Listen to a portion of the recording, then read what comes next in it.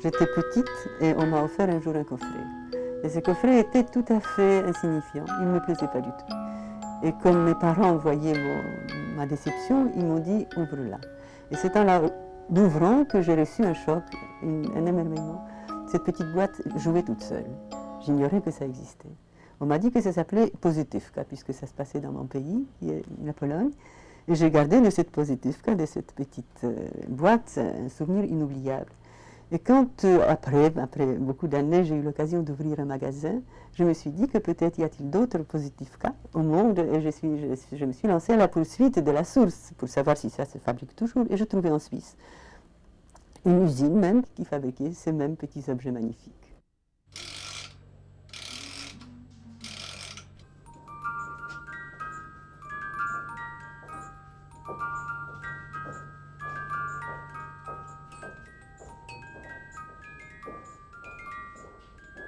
Et ça a été inventé il y a 250 ans à peu près, enfin à la fin du XVIIIe siècle, par un horloger qui s'appelait Antoine Favre, qui était genevois et qui a déposé un brevet.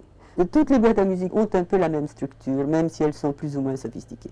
Il y a une platine. Sur cette platine, vous avez le cylindre qui est donc avec des picots pointés. Vous avez à côté de lui le barillet qui cache le cylindre, c'est-à-dire un ruban comprimé. Ce cylindre, d'ailleurs, ce ressort est d'ailleurs actionné par la clé qui est dessous, qui communique directement.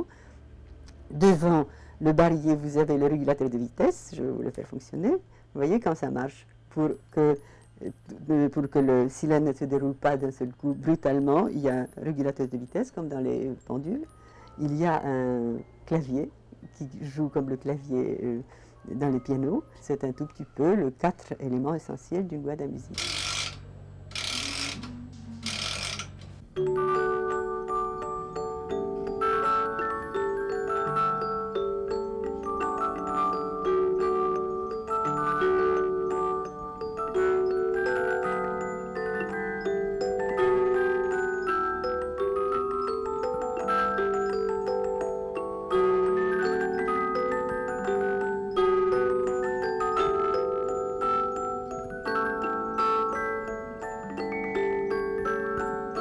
C'est vrai que la boîte à musique a un pouvoir d'évocation. J'ai beaucoup aimé, bien sûr, les Parapluies de Cherbourg, et je dois dire que chaque fois après, puisque c'est un film qui était très médiatisé, même 1 an ou 2 ans après, quand on entendait ce passage admirable de ce film, j'avais les larmes aux yeux. Ça avait donc un pouvoir évocateur très très fort. En boîte à musique, c'est magnifique. Ce sont des notes très détachées, c'est comme une espèce de comptine. C'est ça, c'est l'évocation, c'est le talent, c'est le propre de la boîte à musique de créer, de servir un souvenir. Et là, le souvenir est magistralement servi. Vous voulez l'écouter ?